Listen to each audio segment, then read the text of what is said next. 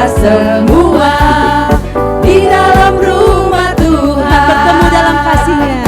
Bertemu dalam kasih-Nya, berkumpul dalam anugerah-Nya, bersuka cita semua di dalam rumah Tuhan.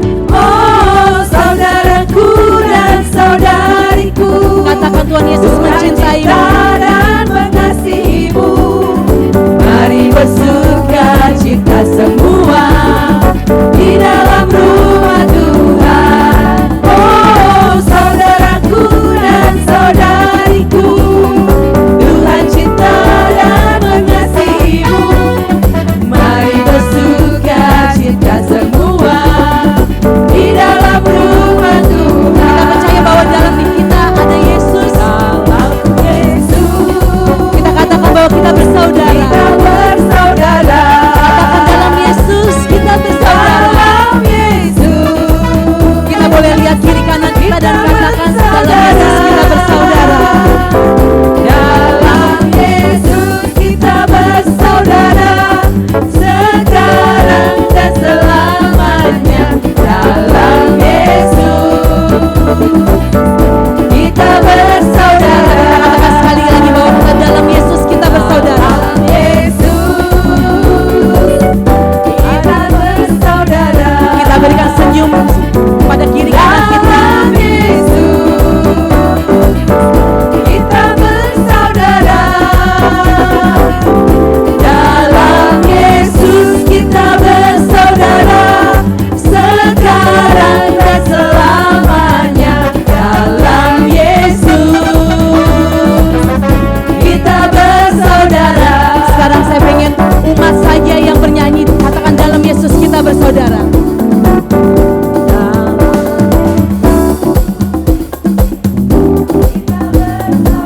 Ya benar, kita bersaudara di dalam Tuhan. Kita bagikan sukacita kita pada malam hari ini, bahwa engkau saudaraku dan engkau saudariku. Sekarang dan selamanya dalam Yesus kita bersaudara. Dalam Yesus ada sukacita. Dalam Yesus ada sukacita. Katakan dalam Yesus ada Dalam Yesus ada cinta kasih. Berikan kemuliaan bagi nama Tuhan. Sorak-sorai bagi Tuhan bahwa kita di dalam Yesus, bahwa kita selalu bersaudara dulu, sekarang, dan sampai dengan selama-lamanya. Amin. Kita buka dengan tanda kemenangan kita dalam nama Bapa dan Putra dan Roh Kudus. Amin. Di dalam 1 Tesalonika 5 ayat 18 menyatakan, bersukacitalah di dalam Tuhan, sebab itulah yang dikehendaki Kristus Yesus bagi kamu. Malam hari ini kita datang membawa segala rasa syukur kita kepada Tuhan. Kita ingin memberikan hormat dan segala kemuliaan hanya bagi nama Tuhan yang maha tinggi.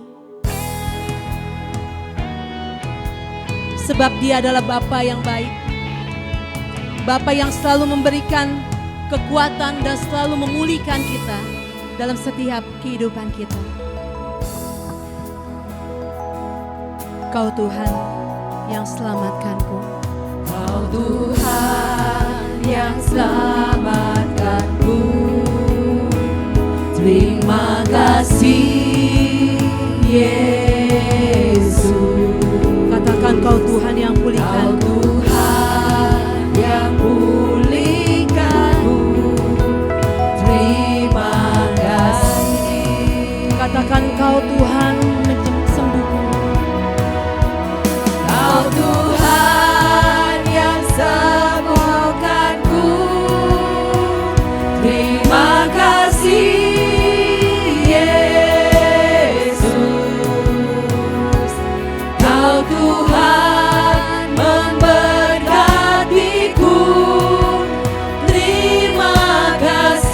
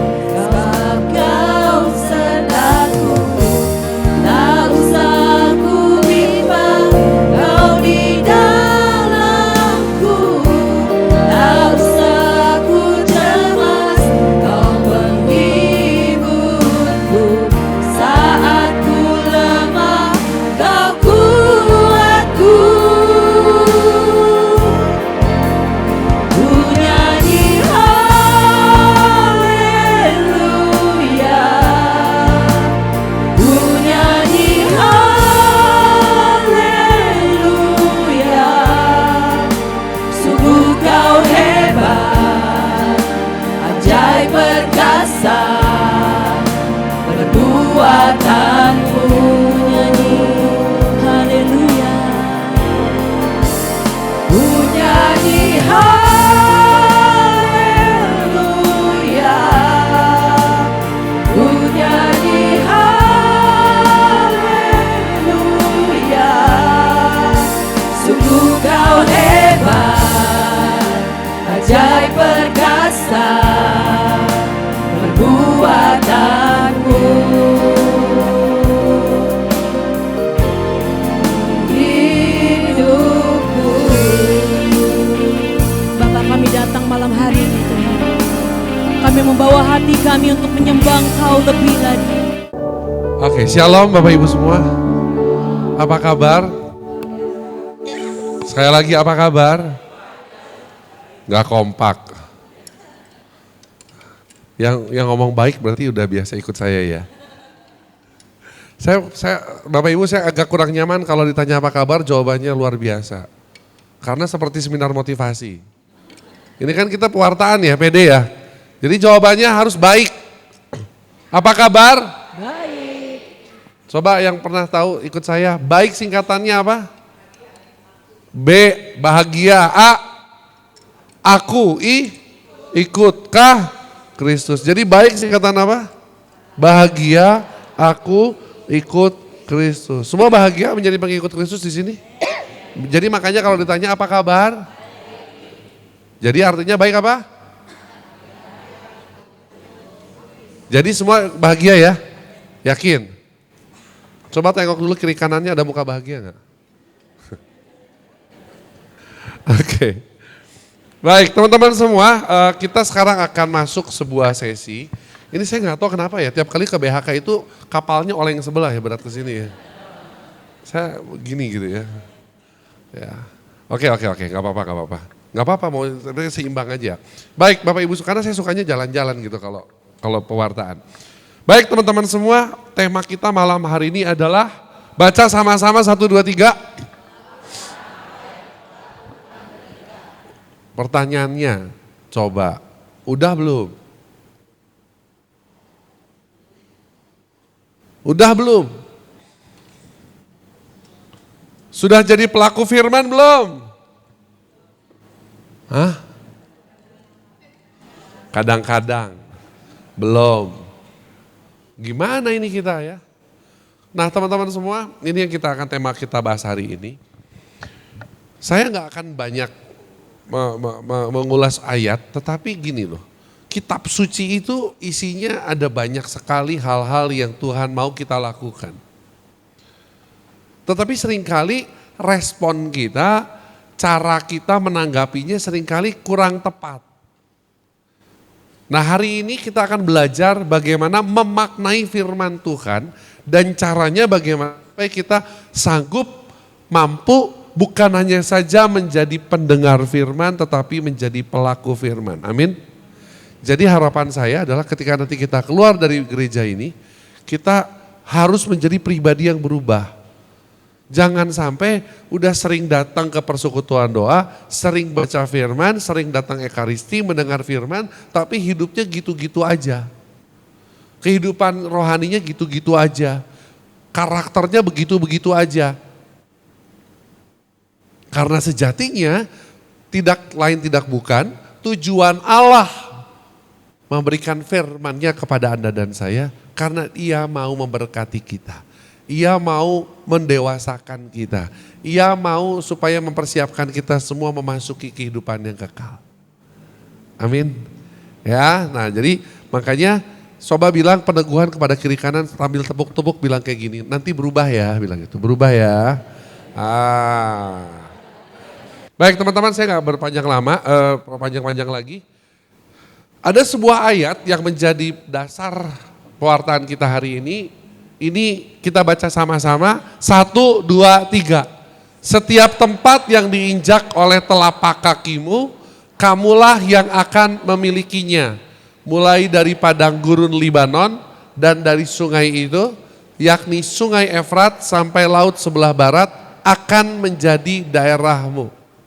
Ini adalah perintah Tuhan atau firman Tuhan kepada bangsa Israel. Sekarang saya mau tanya, kira-kira ketika mendengar atau membaca ayat ini, Kira-kira kalau kita membayangkan kita bangsa Israel, perasaannya apa? Happy, kenapa? Happy dapat warisan katanya ya, karena katanya tempat yang diinjak oleh telapak kakimu, kamulah yang akan memilikinya. Waduh, bangsa Israel adalah bangsa pilihan Allah. Ya, dan Allah bilang begini, setiap tempat yang diinjak oleh telapak kakimu, kamulah yang akan memilikinya, mulai dari padang gurun Libanon. Libanon itu di utara Israel. Dan dari sungai itu, yakni sungai Efrat itu ada di daerah Babilonia, kalau sekarang disebut Irak. Sampai laut sebelah barat, tepi barat. Gaza itu ada di tepi barat. Laut Tengah, pesisir Laut Tengah, itu dikasih kepada bangsa Israel, akan menjadi daerahmu. Mari kita lihat sekarang. Faktanya Israel gimana? Enggak seluas itu area wilayahnya ya. Punya wilayah aja berantem terus sama Palestina ya. Ini kan janji Tuhan, betul? Tapi janji Tuhan hari ini tergenapi enggak? Enggak. Kita ngomong aja, betul kan? Enggak, bahkan berantem terus. Mau mengatakan apa? Inilah firman Tuhan. Firman Tuhan itu terdiri dari dua bagian saudara, nanti kita akan belajar. Ada yang disebut janji dan ada yang disebut perintah. Sekali lagi, perintah Tuhan itu cuma ada dua, janji atau perintah. Cuma dua itu sebenarnya. Ya, atau sebuah pernyataan. Nah, permasalahannya janji Tuhan itu ternyata tidak semuanya tergenapi. Tapi ada yang digenapi, banyak. Banyak yang digenapi. Buktinya Yesaya bernubuat tentang kelahiran Yesus Kristus, semuanya tergenapi gitu ya. Tapi ada juga firman Tuhan yang janjinya tidak tergenapi, bahkan sampai hari ini tidak tergenapi. Tapi ada juga yang tergenapi. Lalu apa yang membedakan? Nah, inilah yang kita bahas hari ini. Yang membedakan sederhana. Orang yang melakukan perintah Tuhan, maka akan menikmati janji Tuhan. Amin. Kenapa janji Tuhan tidak tergenapi dalam hidup saya? Jangan komplain dulu, tanya dulu, saya sudah menjadi pelaku firman belum? Ya, nah teman-teman semua kita lanjut. Apa bedanya undangan dengan perintah?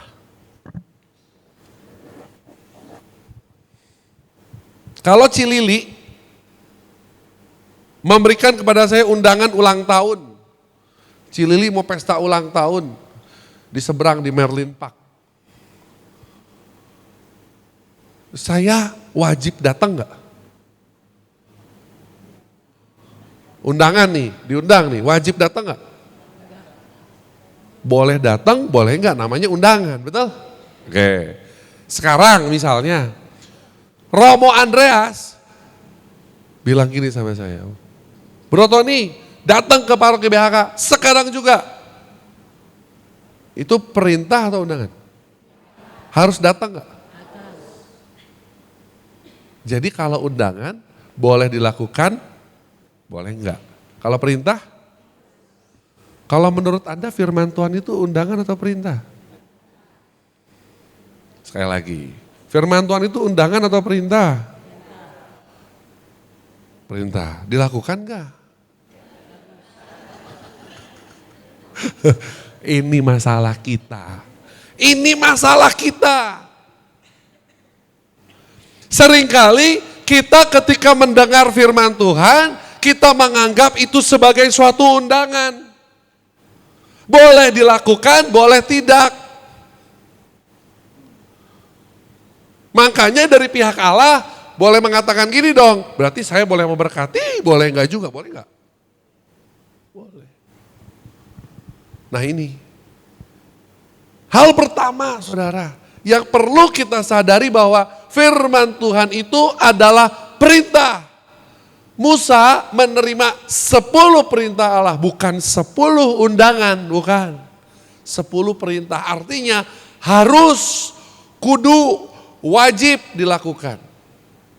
Karena perintah selalu ada konsekuensi.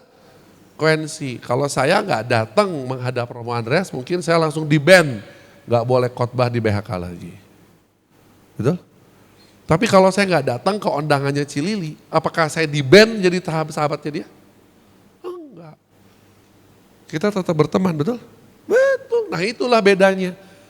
Saudara, di bagian segmen pertama ini saya cuma mau kasih tahu kepada teman-teman semua. Firman Tuhan itu adalah perintah, bukan undangan. Jadi lakukan. Hao ce pu hao ce, ce. Ngerti ya? Enak gak enak, makan. Udah. Itu prinsipnya orang yang mau menjadi pelaku firman yang sejati. Tanpa kita sadari, kita seperti itu tahu. Betul kan? Kita menepis tangan Tuhan. Tuhan sudah kasih tahu yang benarnya kemana. Kita malah gak mau. Kita cuma mau pakai akal, daya pikiran kita sendiri. Karena jalan Tuhan itu suruh pikul salib. Aduh Tuhan saya gak mau. Nah ini. Ketika kita cuma mau yang enak-enaknya aja dari Tuhan. Tapi kita gak mau memikul salibnya. Gak mau memikul kuknya. Saya cuma kasih tahu. Tidak ada kebangkitan tanpa salib. Tidak ada kemuliaan tanpa penderitaan. Ayat tadi dikatakan bersukacitalah senantiasa, saya tahu gak? Tahu, tapi saya gak melakukannya. Saya cuma tahu aja. Saya gak memutuskan untuk bersukacita, padahal ini seorang pemuji, seorang penyembah. Ketika kita taat dan setia, Tuhan tidak tinggal diam. Ketika kita menjadi pelaku firman, Tuhan tidak tinggal diam. Dia memelihara hidup saya dan keluarga. Ternyata benar, apa yang tidak pernah dilihat oleh mata, tidak pernah timbul dalam telinga, tidak pernah timbul dalam hati, itu yang Tuhan sediakan. Betul, saudara. Tapi permasalahannya bagaimana proses untuk menuju ke sana. Prosesnya itu loh, gak enak. Tapi ayo jalan bersama-sama Yesus. Karena bersama Yesus lakukan perkara besar bersama Yesus. Bersama Yesus ada jalan keluar untuk masalahku. Untuk masalahmu, untuk masalah kita semua. Akhirnya keluarga kami boleh diberkati Tuhan. Mari kita berdoa. Dalam nama Bapa dan Putra dan Roh Kudus, amin. Bapa di surga, malam hari ini kami sungguh bersyukur kepadamu. Karena Engkau sudah sungguh-sungguh hadir lewat ujian penyembahan dan lewat firman-Mu. Ampuni kami Tuhan kalau kami seringkali melihat dan membaca firman-Mu hanya sebatas undangan dan bukan sebuah perintah. Kini kami tahu Tuhan bahwa janji-Mu selalu bersyarat walau kasih-Mu tidak pernah bersyarat. Dan biarlah janji yang sudah Kau berikan kepada kami, Kau nyatakan kepada kami, boleh menjadi bagian kami. Ketika kami sudah taat menjadi pelaku-pelaku firman-Mu. Tuhan, hamba-Mu sudah selesai berbicara, tapi Roh Kudus-Mu tidak akan pernah berhenti untuk terus bekerja. Mengingatkan sahabat-sahabat rekan sekerja Allah di tempat ini, bagaimana mereka semua harus menjadi pelaku firman, gak cuma jadi pendengar firman. Oleh sebab itu Tuhan, biarlah hati kami semua yang ada di tempat ini, boleh memiliki hati seorang hamba dan telinga seorang murid, yang mau menjadi pendengar dan pelaku firman-Mu sepulang dari tempat ini. Karena kami tahu ada janji Tuhan, yang ada bagi kami ketika kami menjadi pelaku firman. Di hadapan kami Tuhan ada banyak sekali wujud-wujud doa permohonan dari putra dan putri-Mu. Hamba-Mu tidak tahu apa yang ada dalam kotak doa ini. Tapi ada permohonan, ada harapan, ada pergumulan yang dipersembahkan kepadamu. Dan mereka semua dengan sangat memohon percepatan dari-Mu supaya Kau hadir dan menyelesaikan masalah dan kebutuhan mereka. Oleh sebab itu Tuhan, kami berdoa apabila yang mereka minta dalam kotak doa ini dan yang ada dalam hati kami masing-masing yang belum sempat kami tulis, dan memang yang kami minta kepadamu seturut dengan kehendak surga, kami berdoa kepadamu Tuhan, kabulkanlah doa kami dengan sesegera mungkin kalau memang itu adalah seturut dengan kehendak-Mu. Tetapi kalau ternyata yang kami minta jawabannya belum waktunya, berikan kepada kami iman dan pengharapan. Karena kami tahu waktu-Mu adalah waktu yang terbaik. Dan ketika proses kami menunggu, berikan kepada kami iman itu, supaya kami setia menunggu janji-Mu, setia menjadi pelaku firman-Mu, sementara kami menunggu janji-Mu yang akan Kau berikan itu. Dan pada akhirnya ketika yang kami minta di tempat ini, ternyata jawabannya tidak, ternyata jawabannya bukan itu, berikan kepada kami iman, supaya kami mengerti bahwa Engkau punya jawaban doa lain yang jauh lebih indah, jauh lebih baik dari jawaban doa yang kami harapkan. Supaya nama-Mu semakin dipermuliakan Tuhan. Dan pada akhirnya, baik cepat atau lambat pengabulan doa daripada-Mu Tuhan, siapapun kami nanti yang kami boleh menerima jawaban dari doa, ringankanlah langkah kami, perlancar lidah bibir kami, supaya kami berani melangkahkan kaki ke depan dan menceritakan perbuatan tangan-Mu yang mengabulkan doa-doa dan permohonan kami di tempat ini. Agar semakin banyak orang berlutut menyembah Yesus yang adalah Raja. Semua lidah mengaku Yesus adalah satu-satunya Tuhan dan Juru Selamat bagi seluruh umat manusia. Tuhan, kami persembahkan seluruh doa-doa kami lewat perantaraan Tuhan kami Yesus Kristus yang hidup sebagai Raja, yang berkuasa dan bertahta dahulu, sekarang, dan sampai selama-lamanya. Amin. Dalam nama Bapa dan Putra dan Roh Kudus. Amin. Sebagai quote penutup buat Anda malam hari ini, orang yang taat itu, walaupun berkat masih jauh, tetapi hal buruk sudah menjauh. Tetapi orang yang tidak taat itu, walaupun hal buruk masih jauh, tetapi berkat sudah menjauh. Nangkep ya? Orang yang taat itu, walaupun berkat masih jauh, tapi hal buruk sudah menjauh. Tapi orang yang tidak taat, walaupun hal yang buruk itu masih jauh, tapi berkat sudah menjauh terlebih dahulu. Bilang ke kiri kanannya, jadilah orang yang taat akan firman Tuhan. Tuhan Yesus memberkati.